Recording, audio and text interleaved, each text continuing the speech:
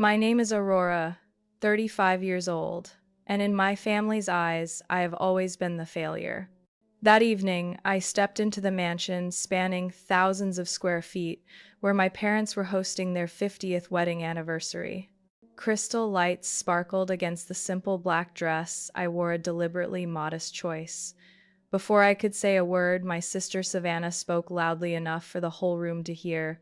Still driving that rusty Toyota? Maybe I should start a GoFundMe so you can finally get an upgrade. Laughter spread like a knife, cutting straight into my chest.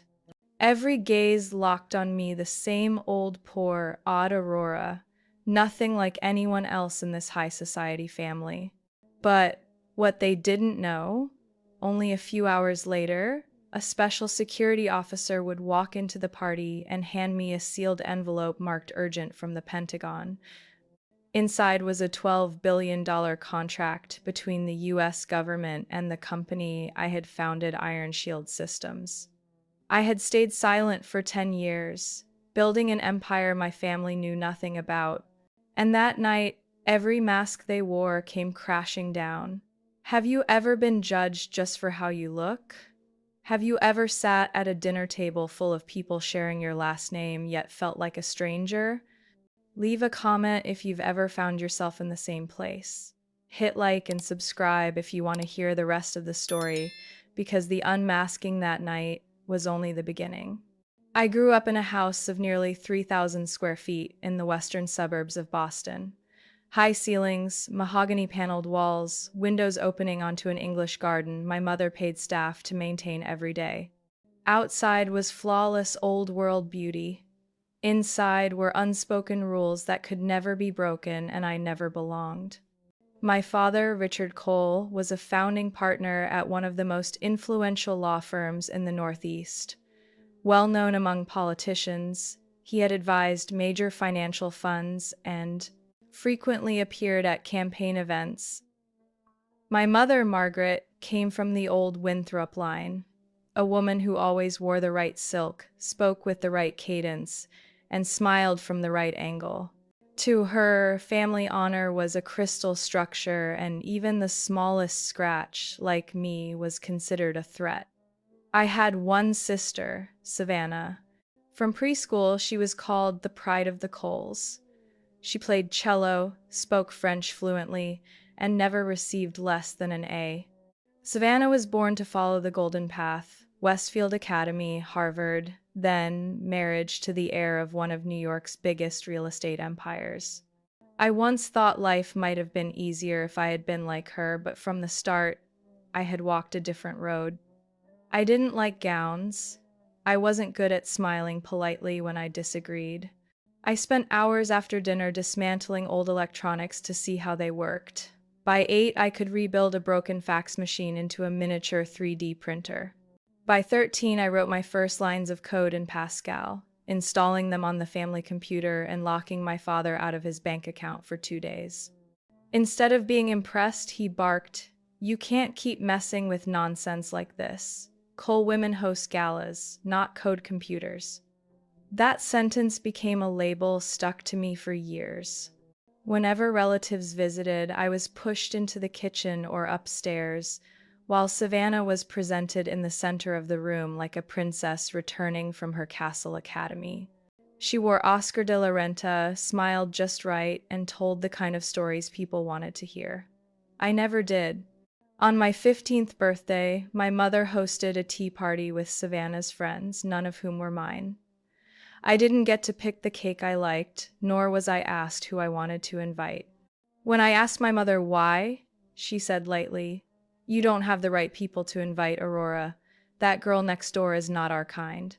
I began to understand my existence was a flaw in the grand rug they had woven. I still tried because part of me hoped. I kept my grades high, applied to Yale, and was accepted, though no one toured the campus with me as they had with Savannah. In the family photo, the day I got my letter, Savannah stood in the center, smiling brighter than the person who had actually earned the news. I studied computer science. The last time my father called me during my freshman year, he said bluntly, "Don't do anything to embarrass us, Aurora. Remember, you carry the Cole name. I didn't embarrass them. I just did something they would never understand. I discovered a security hole in Yale's network that could have exposed the entire student database. I spent nearly a month rewriting code to patch it, then submitted a full report to the administration. No one in my family knew. When I told my mother over the phone, she only asked, "So are you going with Savannah to the New York Gala next week?" "I'm staying at Yale to help the tech team fix the bug." "You're hanging around those kids in hoodies and sneakers again?" She sighed. "Just don't become one of them." I hung up, and in the silence after the long beep, I realized I would never belong in their world. The following Thanksgiving, I came home. My flight was delayed 3 hours, it was raining cold, and I dragged my cheap suitcase across the front yard, soaked to the bone. When I stepped into the foyer, the whole family was gathered in the living room, red wine in hand, fire crackling in the hearth. No one stood, no one hugged me. Savannah tilted her head, half teasing, half mocking. "Back already? I thought you were out saving the world with a keyboard?" I just smiled. To them, I was the odd little sister in a no-name coat, wearing unbranded shoes, doing work no one understood, but everyone quietly agreed was failure. No one asked what I wrote. No one cared why I spent sleepless nights. No one noticed I had won a full scholarship from an anonymous tech company after they stumbled across a paper I co-authored. No one asked because they had already decided. I was Aurora, the second daughter of the Coles, the one never featured on invitations, the one never introduced to my parents' friends, the one dismissed with a shrug and the familiar line, "That girl, she's a bit different." And I, the one they dismissed for 30 years, would be the one to change everything they believed unshakable. I didn't leave Yale on a whim, not out of boredom or rebellion, as my mother told her golf club friends. I left because of a project I believed was big enough to change the way the world understood cybersecurity. It began with the hole I found at Yale, but as I expanded my analysis, I realized this kind of attack could be replicated, learned, and predicted if you had enough data and a sophisticated AI model. I didn't tell the school. I didn't report it to research.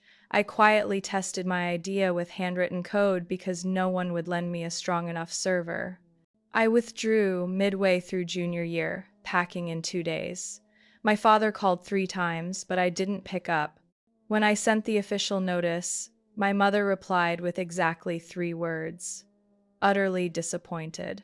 A week later, my bank account was closed. My student credit sub-account vanished. I knew it was the end of the only tie left to the Cole name. I moved to Detroit, where rent was nearly half Boston's. My first apartment was on the 3rd floor of a crumbling building near an abandoned factory, where sirens wailed every night. I lived in a 400-square-foot room with cracked windows and creaking floors, but it was mine. I spent all my savings, about $4,000, on old computers and hired a fresh hardware engineer to help.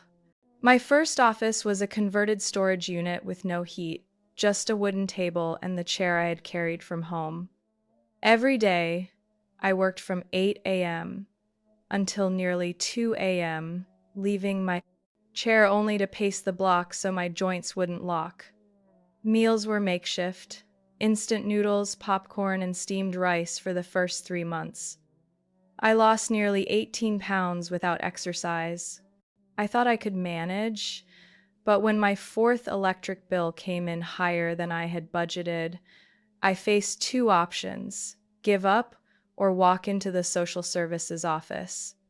The woman behind the desk was named Karen.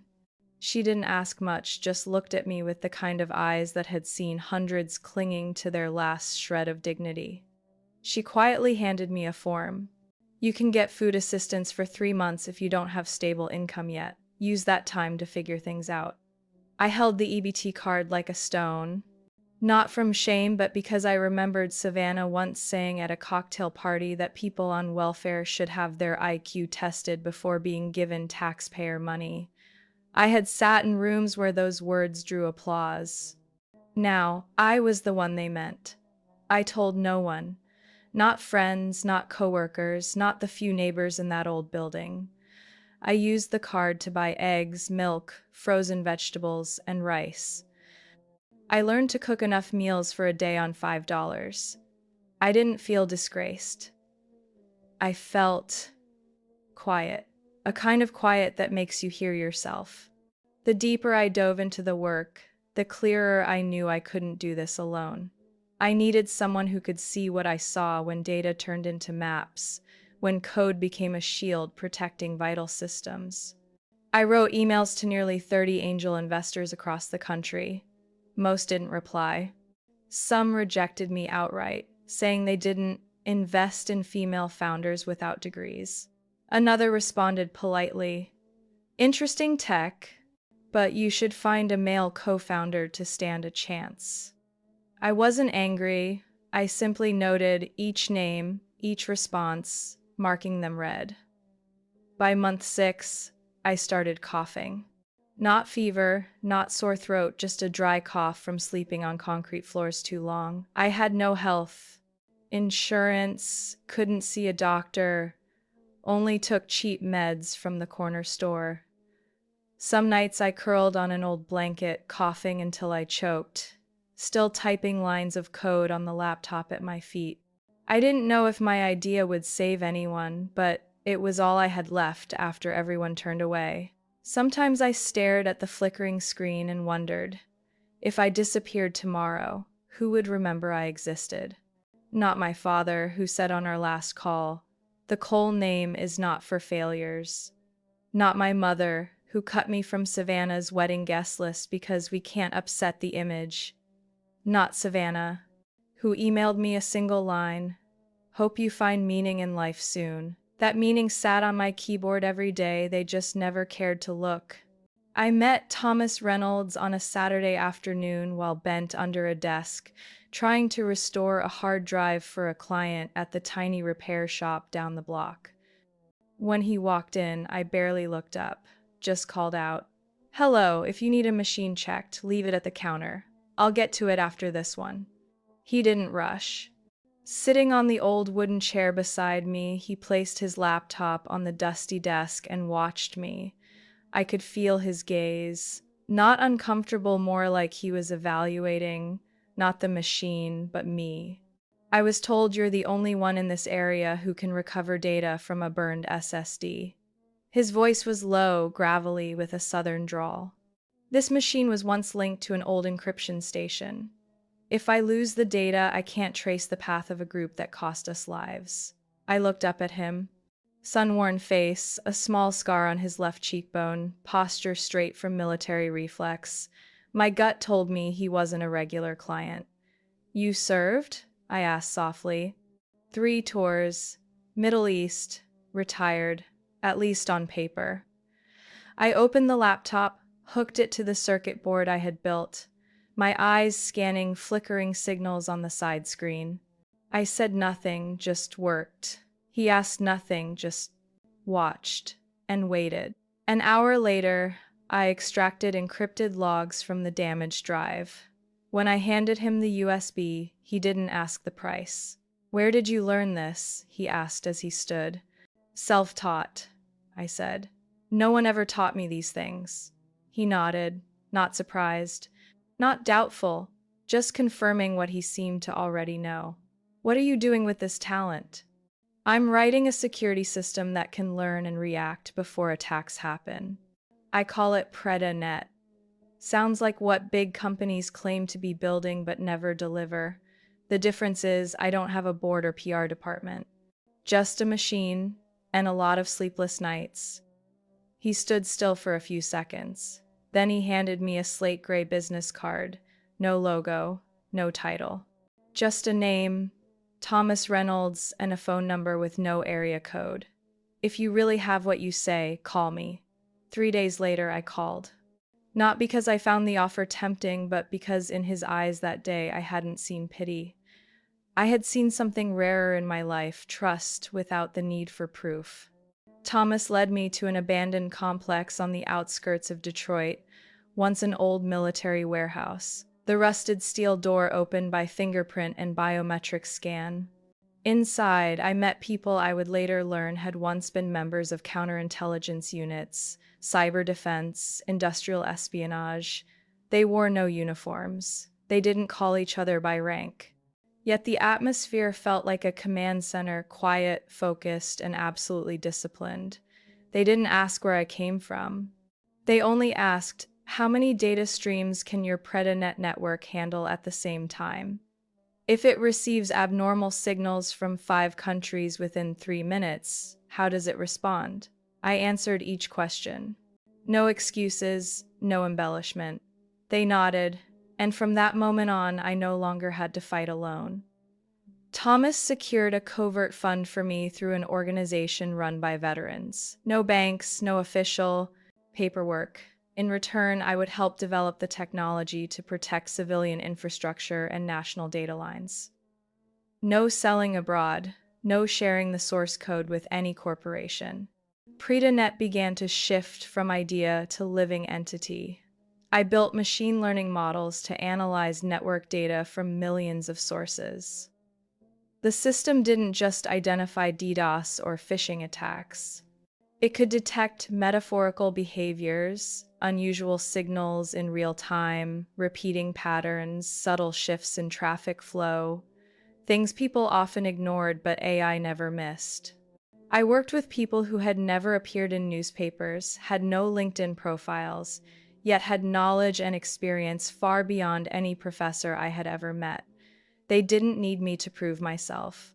They only asked me to make the system work, and I did. 4 months later, Predanet prevented a major attack on California's national power grid before federal agencies even noticed. My name wasn't in the report. There was no thank you note. But in a short email from a former agent, one line read, "We know who kept the lights on for more than 20 million people last night." I saved it in a private folder, shared it with no one, needed no certificate. It was just a reminder that even while I still lived in a shabby apartment, drove a faded Toyota, and was dismissed by my family as the drifter, I was doing something they had never imagined possible. Every morning, I washed my face with cold water, pulled on a thin coat, and returned to the work desk in that warehouse. Outside, the world revolved around connections, degrees, and cocktail parties. But in the shadows, amid tangled lines of code and dense data, I began rewriting my place. Not for anyone else to read, but to remind myself that my worth didn't depend on the spotlight they had once refused to shine on me. I named the company Iron Shield Systems, a name that evoked strength, coldness, nearly impenetrable, just like the armor I had built around myself. On paper, I was Aurora Lee, lead systems architect. No one, not even the investors, knew I held 82% of the shares, with full control through a legal structure Thomas had helped me build. The face in the media was Jay Carter, a former HR executive I hired as the nominal CEO. He spoke with calm authority, dressed impeccably, and carried the kind of trustworthy face that could silence a boardroom with a single look. But every blueprint, every security model, every product development plan came out of the small room where I worked nonstop for years. We began with small clients, a local bank in Pennsylvania, a private hospital network in Ohio, then a health insurance company with more than 3 million customers.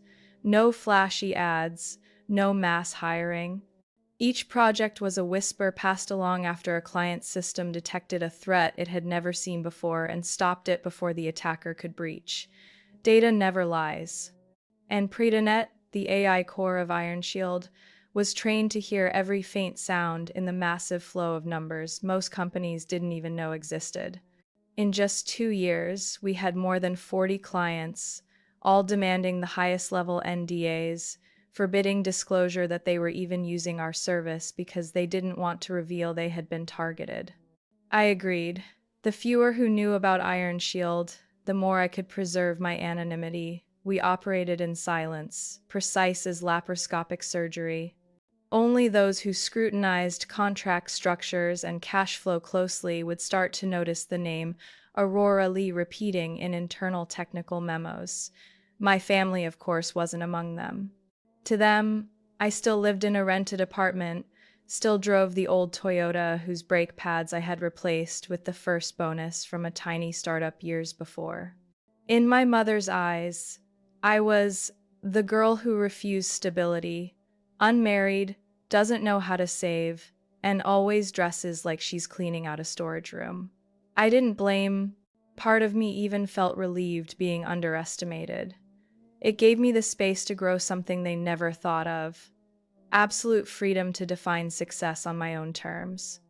On the rare occasions I visited home, I braced myself for the same questions, like a pledge recited at morning assembly.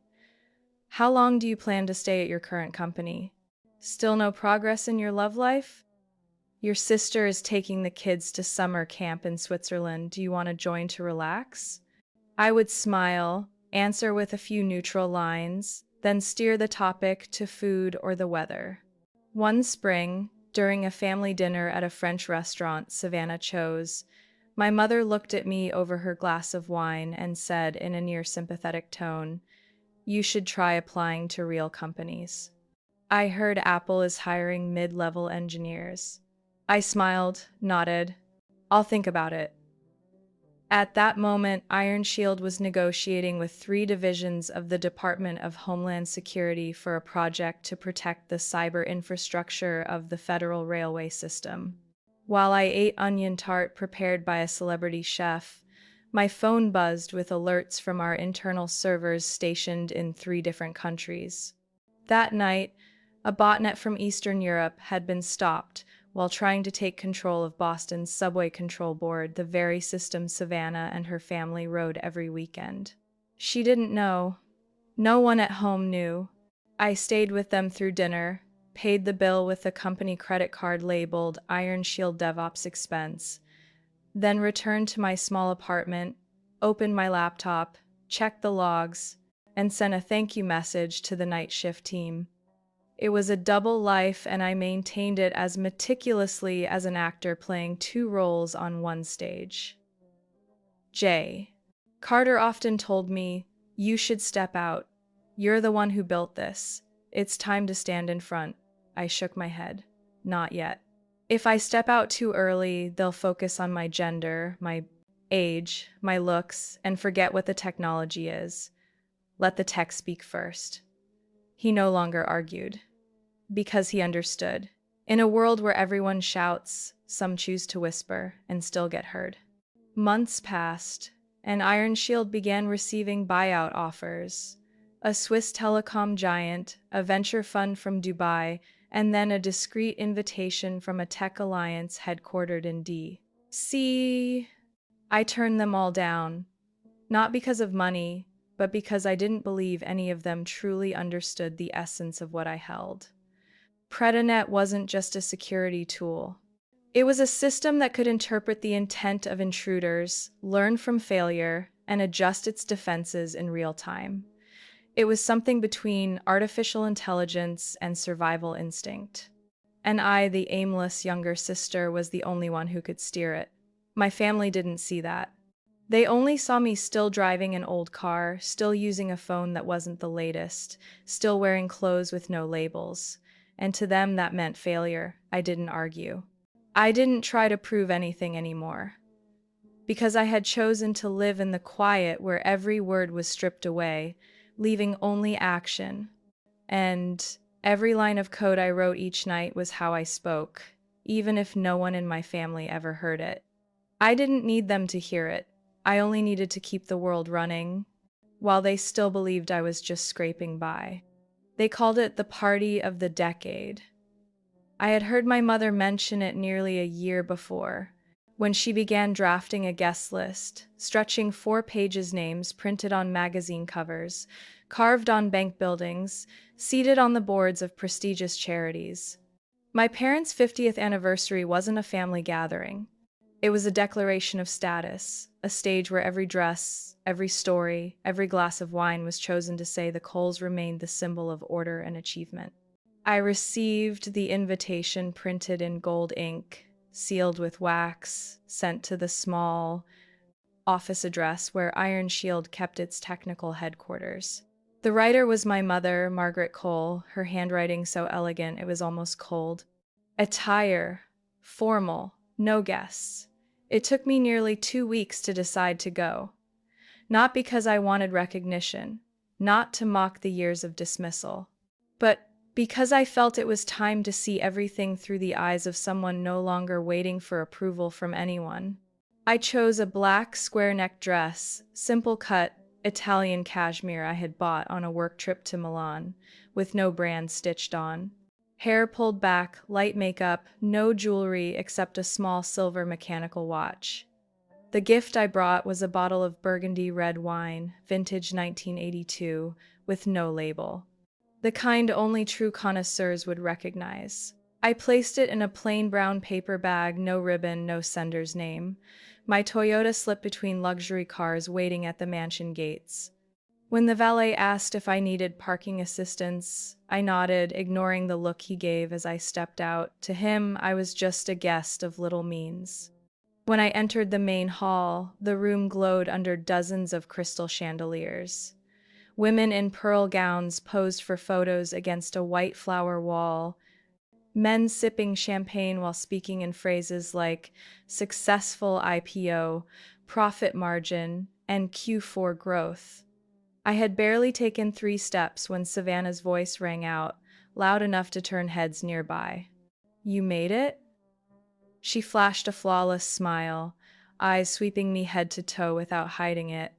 Still loyal to the thrift shop look, something very vintage Seattle about it. A woman beside her laughed, half covering her mouth with a glass of sparkling wine. I just looked at Savannah, said nothing, and handed my gift to the attendant. "No label on this bottle?" he asked, hesitating. "No need. Just put it in the cellar for me," I replied softly. Savannah glanced at the bottle, tilting her head. "No label? How do you even know what it is? Or are you making your own wine now?" I didn't answer. In moments like that, I had learned silence was the sharpest reply.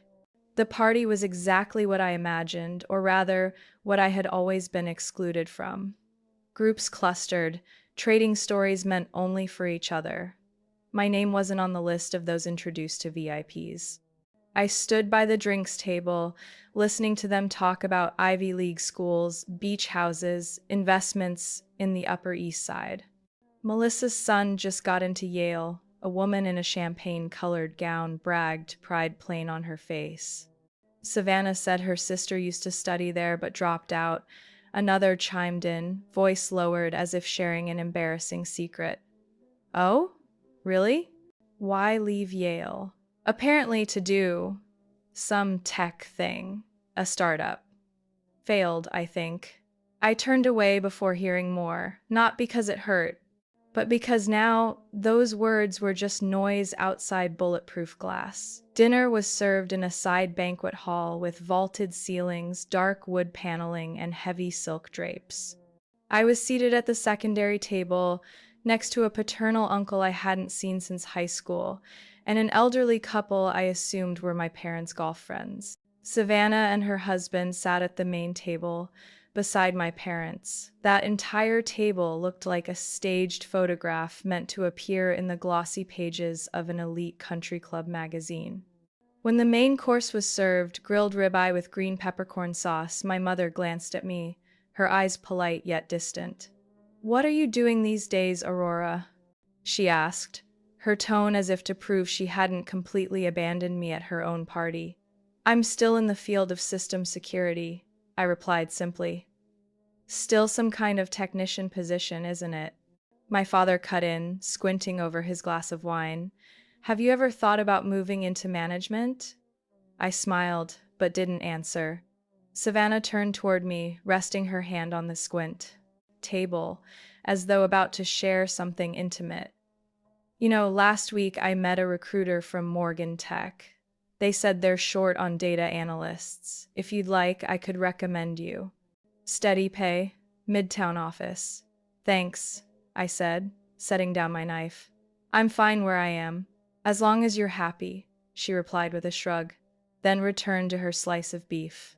The rest of the table's conversations revolved around recent trips abroad, plans for new vacation homes, and an art auction where an abstract painting sold for $300,000. No one asked me anything else. No one needed to. They didn't see me. They never truly did.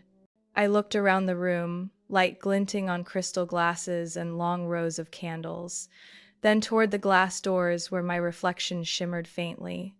In that space, I was present, yet as if I didn't exist at all, and part of me quietly smiled. Because I knew when night fell, my presence would echo louder than any words ever spoken in that room.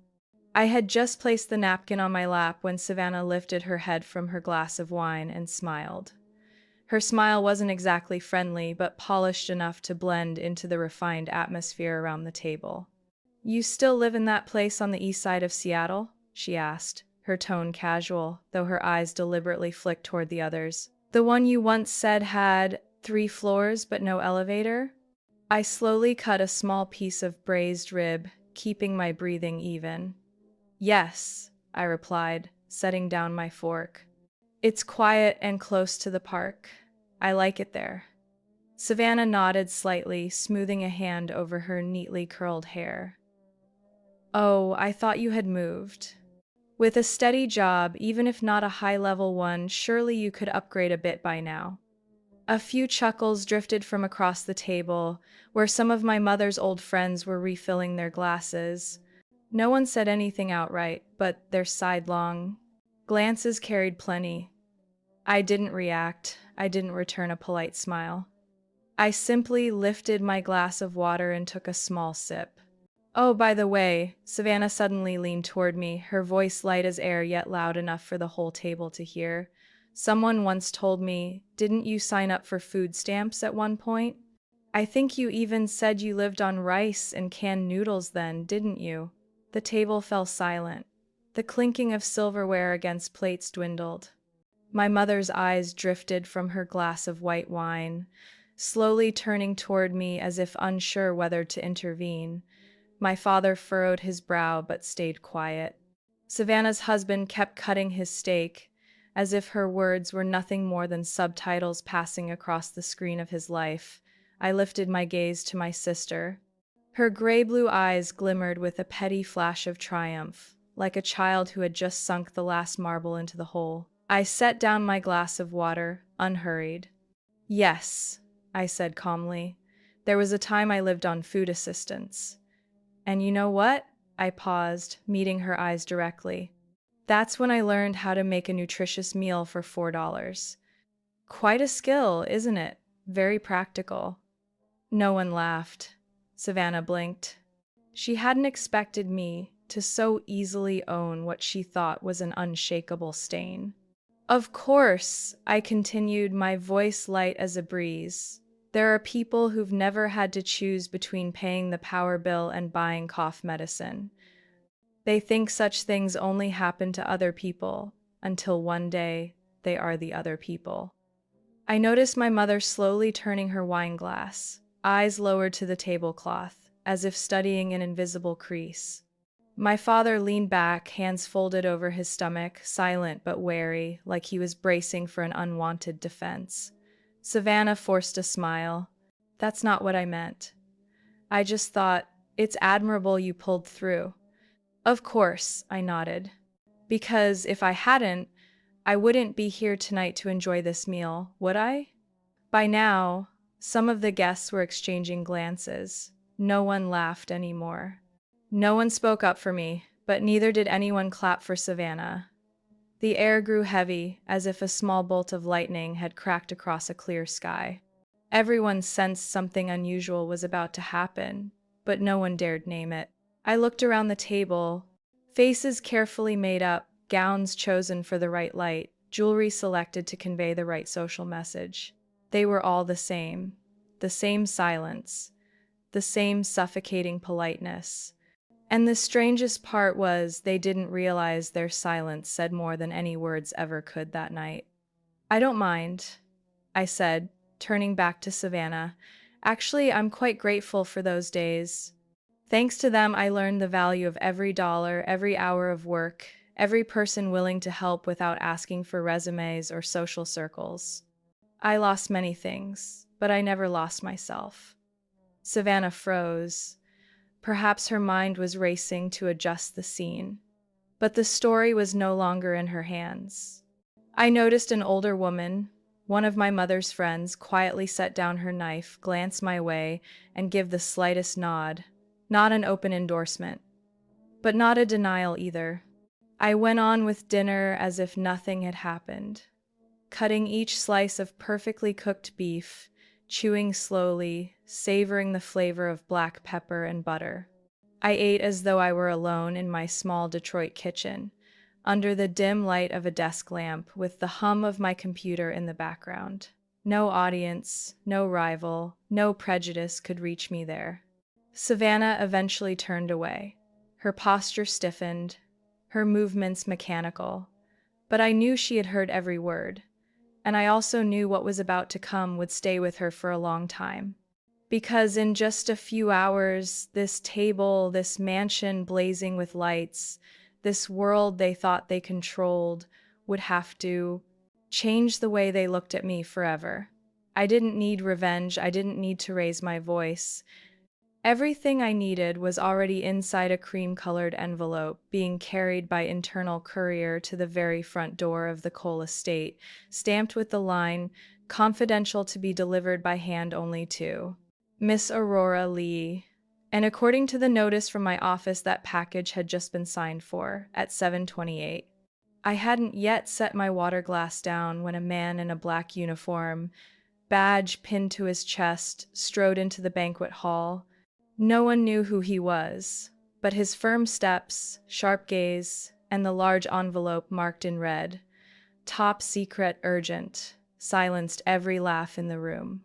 I stayed seated, expressionless, tilting my head slightly as he approached my family's table, the largest, centered in the hall, where my parents, Savannah, her husband Brian, and several elite guests were dining. The man bowed slightly, then placed the envelope in front of me. "Miss Aurora Carter, per protocol, this requires your immediate acknowledgement." No one spoke. Only Savannah's eyes blinked quickly, suspicion flashing clear. Brian stopped chewing, while my mother blinked again and again, as if trying to make sense of what had just happened. I opened the envelope. Inside was a thick, neatly clipped dossier, bold letters across the first page. U.S. Department of Defense. National Cyber Infrastructure, Contract ID number 347-9901B, signed. I flipped to the second page, an internal briefing from a federal security network. Meet the hidden architect of America's cyber shield, the true genius behind Iron Shield Systems, Aurora Carter. In the center was my photo unretouched. No heavy makeup, just me presenting in a closed conference room. The glow of a projector casting across my face, serious and composed. I set the file down on the table, angled so everyone could see. The room seemed frozen. Savannah broke the silence first. She nearly dropped her wine glass, but Brian caught it. "What is this? Some kind of joke? A ridiculous Photoshop?" She laughed, but the sound was brittle, like glass cracking. I raised my head, calm. "No joke, Savannah. This is the contract signed this morning. $12 billion. Every figure verified through 3 layers of federal security review." I turned toward my father. He sat frozen, hands still on his silverware, eyes not meeting mine since I had arrived. Now he looked at me as though I were a stranger, a figure he had never imagined, in the glorious dreams he had reserved for the other daughter. "Aurora, you're the founder of Iron Shield," he whispered, as if afraid to hear himself. I nodded. No need to hide anymore. "More precisely, I'm the chief architect, the one behind every encryption system, every defense protocol, the entire quantum risk analysis interface, what the Department of Defense calls the next generation digital shield. My mother clutched her pearl necklace, shaking her head in disbelief. But you were unemployed? You said you were freelancing, fixing software? I smiled. No anger, no bitterness, just the smile of someone used to being underestimated. That's what you believed. I didn't need to explain. Because even if I had, none of you would have listened. The table still hadn't found its breath. Some guests whispered. I caught the murmur of a well-known physician across the table. She's Carter? That name was in FEMA's report last month. A man wearing a CIA lapel pin quietly slipped away, as if to confirm the information. Savannah shot to her feet, her lips pale. Who do you think you are? All those years you had nothing? Now you pretend to be wealthy and hire couriers just to show off? Well done, Aurora, you really know how to create drama at a dinner party, she shouted. Brian tried to pull her back into her chair, but Savannah brushed him off. I didn't respond. I simply pulled out another page. The bank verification statement with Iron Shield's current account balance printed clearly. $12 billion reserved for federal cyber contracts. I slid it toward my father. This isn't to boast, it's to clarify. I didn't come here to ask for pity or for praise. He didn't touch the paper. He just sat there silent, as though everything he had trusted for decades was crumbling layer by layer. My mother looked at me, her eyes softening for a fleeting second. Why didn't you say something sooner? I tilted my head. Because it wasn't the time. Because I was never the one you were willing to hear all the way through. Savannah collapsed back into her chair, her face drained of color. No one spoke for several minutes after that, but strangely enough, I didn't feel pain. I only felt free. I had lived two lives. One in silence, behind screens, building Iron Shield systems line by line, night after night in a freezing garage. And another the mask of a failed daughter, poor, invisible, that my family accepted so long as it didn't tarnish their image. Now those two lives had collided. And even if none of them were ready to admit it, I no longer needed them to. Recognition, if not rooted in truth, meant nothing. I gathered the documents, rose from the table. No one stopped me. No one called my name. And maybe for the first time in my life, I walked away from them, not bitter, not resentful, just whole. Under the golden glow of chandeliers flooding the banquet hall, the air was thick with unease and tension. The bulletin bearing my face on the front page, the headline sharp as a blade, "Meet the Architect of America's New Cyber Shield," was still being passed hand to hand. The whispers had died down by the time I laid the envelope back on the table. I took a deep breath, adjusted the lapel of the indigo blazer I loved, no label, no brand, and turned to face my entire family, the very people who had mocked me, left me behind in the journey of my own life. My voice was not raised, not angry. It was simply clear, clear enough that they had to listen. For years, you laughed at me, called me a failure, a burden. But the truth is this: the safety of the banks you deposit in, the hospitals you seek care from, even the defense systems that protect this country, all of it rests on the system I built. A sharp breath escaped Mrs. Mildred, my mother's longtime friend, who loved to brag about Savannah to anyone within earshot. She stared at me as if trying to piece together a shattered reality. Savannah leaned back in her chair, clutching her wine glass so tightly she looked ready to shatter it. The face, once so full of smug disdain, was now twisted with shock. My father, Richard, coughed a few times, then forced a crooked smile. Aurora, we always believed in your potential. We only wanted you to be more stable. The path you chose, it wasn't easy to understand, but we always wished you success. I turned to him. His eyes were hesitant now. Gone was that superior gleam he wore whenever he mentioned my paycheck. More stable? I repeated with a faint laugh. Do you mean working at a bank like my sister? Or marrying a suitable man so you could brag to your golf buddies? My mother, Margaret, blinked rapidly, her carefully manicured hands trembling as she set them on her napkin. She exhaled, trying to regain her usual composure. Aurora, you're misunderstanding. We've always wanted what's best for you. We never treated you differently. If there was something that made you feel that way, it must have been a misunderstanding. I looked straight at her. No anger. No hate, only truth bare and piercing. You never asked what I did, never once wondered why I worked 16 hours a day in an apartment no bigger than a closet. You only cared if I had an MBA, if I bought a luxury car yet, and if I was fit for marriage. I scanned the table relatives who once whispered that I was an educated failure, who sighed when I arrived in a simple dress instead of designer labels. No one dared speak now.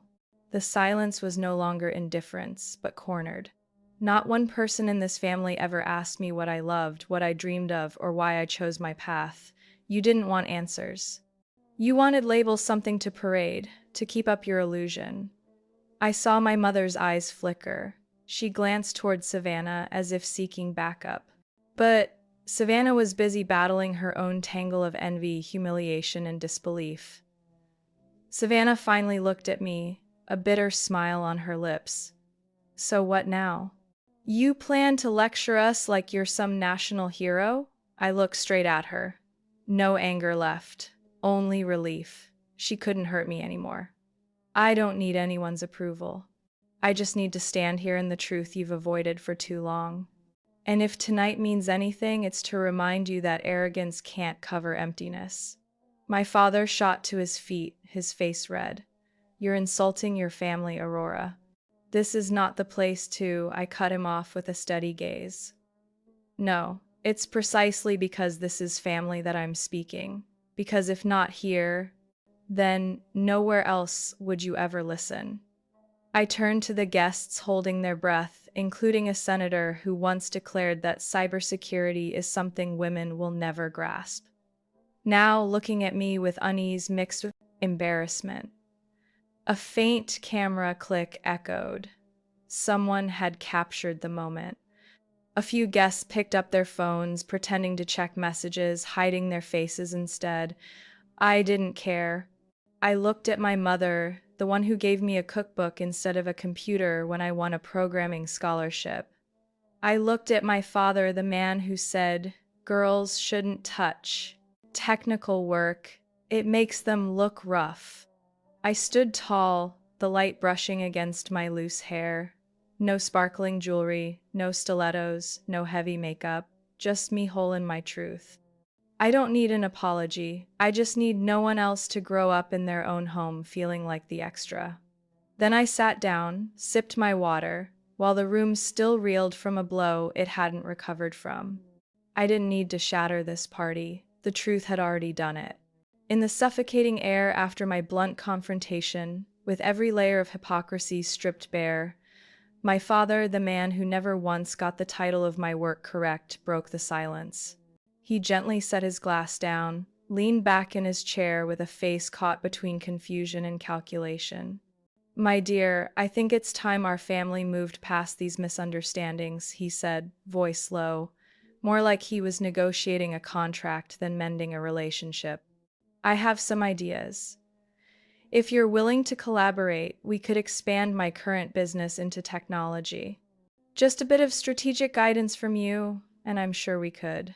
I gave a faint laugh, laying the top-secret envelope squarely atop the untouched dessert plate. A $12 billion contract with the Department of Defense isn't enough for you to see who I am. You don't want me, you just want to exploit what I've built. By then, Savannah had regained some composure, though her hand still clutched her glass. She tilted her head, her eyes glittering with something half regret, half calculated. Aurora, she said, calling me by name for the first time in years without mockery. You're clearly an incredible asset. My husband is expanding his banking network, and honestly, he needs someone like you. You could become the chief of cybersecurity for the entire Northeast. You wouldn't have to be too public, you'd still have equity. I turned to her. Her eyes no longer held scorn.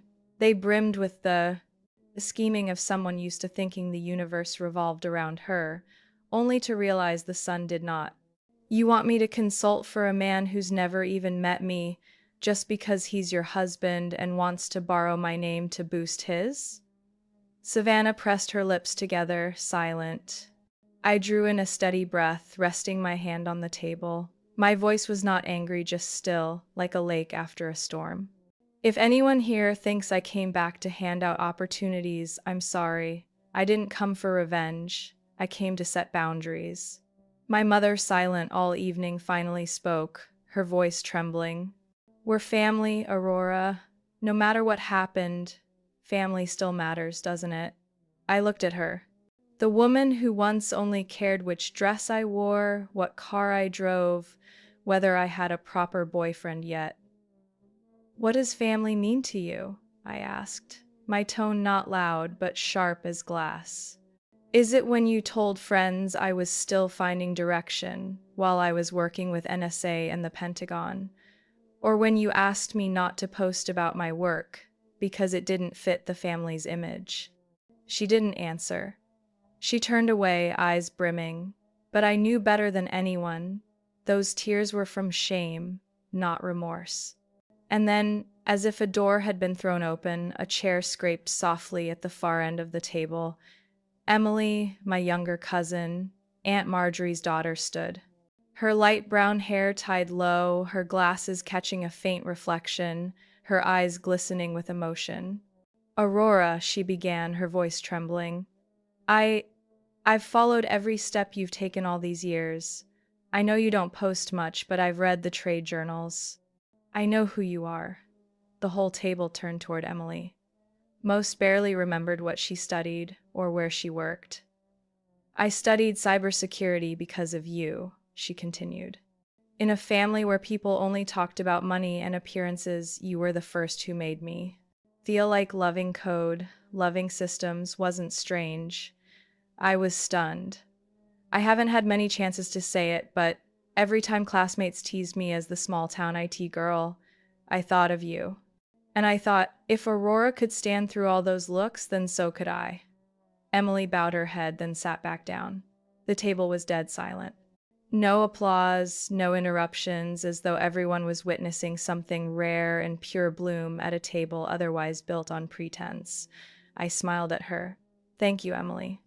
You never needed me to be someone on a government file. You always saw me as myself.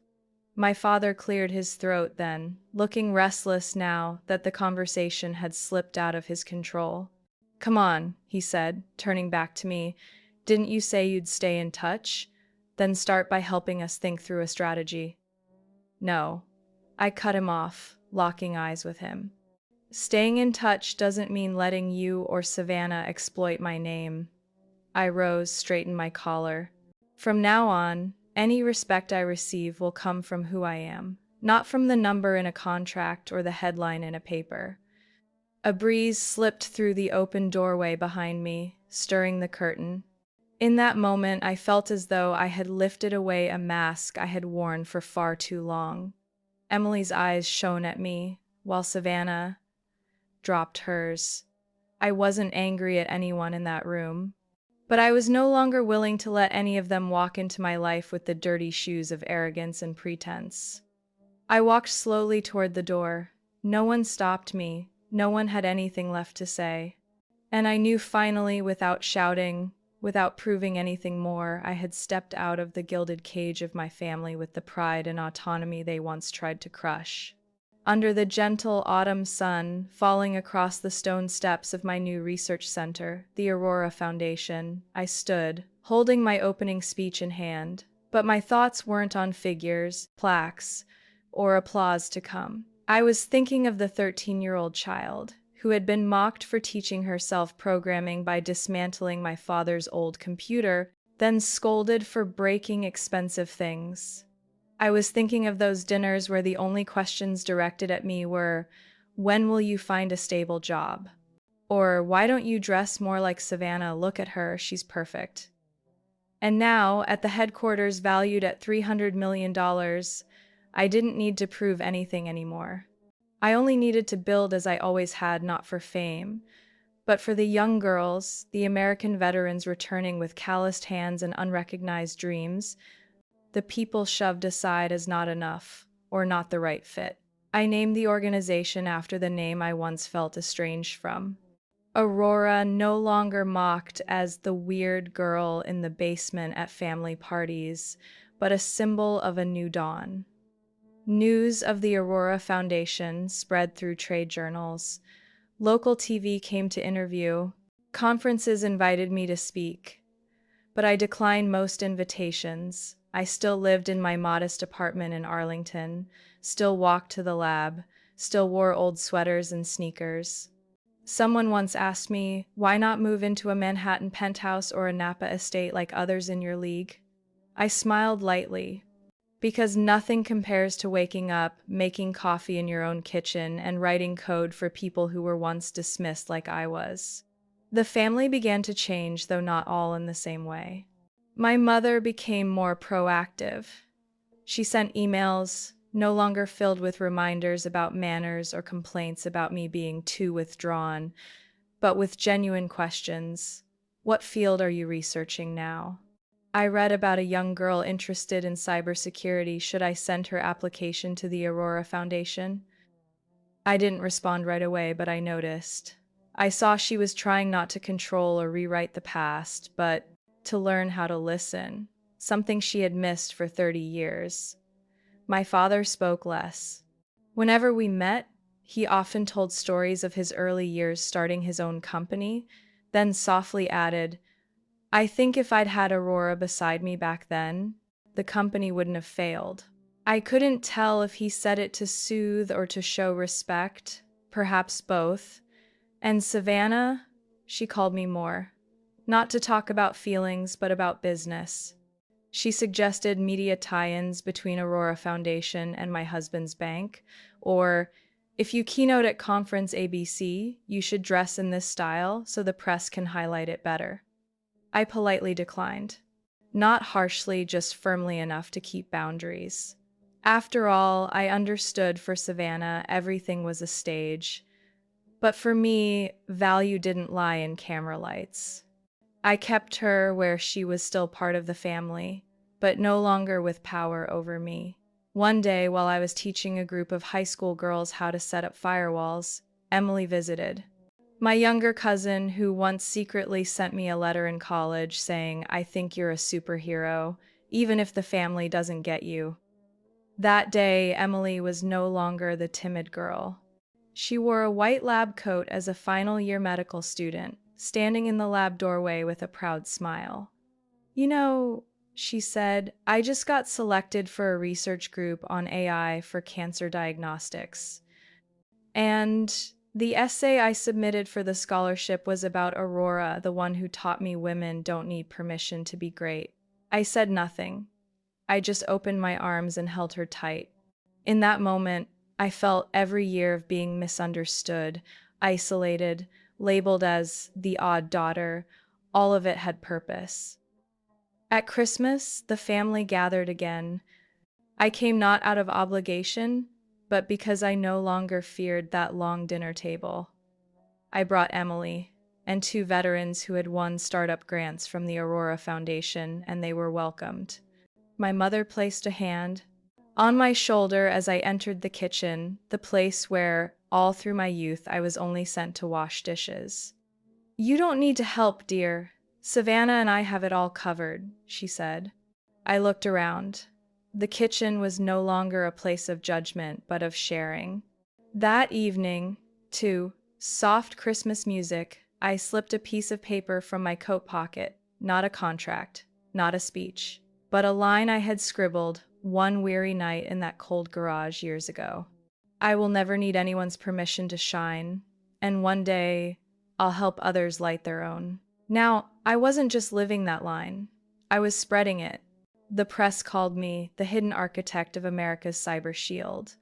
But to me, the most beautiful title was what a little girl in my mentoring program once painted on a gift.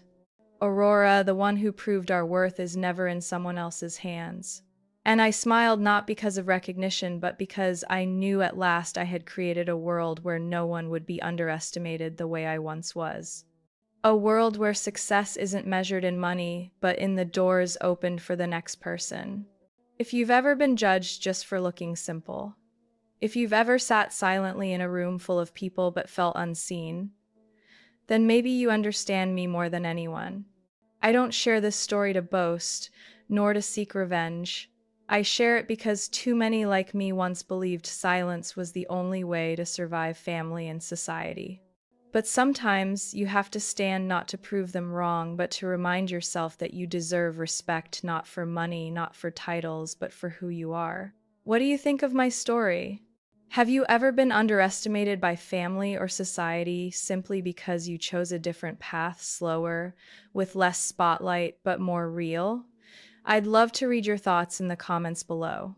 Share your story, or simply leave a message for those who've been overlooked, so they'll know they're not alone. And if you enjoy stories about family, about overcoming hurt and reclaiming yourself, don't forget to like, subscribe, and turn on the bell. Because in the next episodes, I'll share more stories that may bring tears, nods, or even reveal truths you never dared face within yourself. I'll see you again in the next story, where perhaps a piece of your own life will come to light.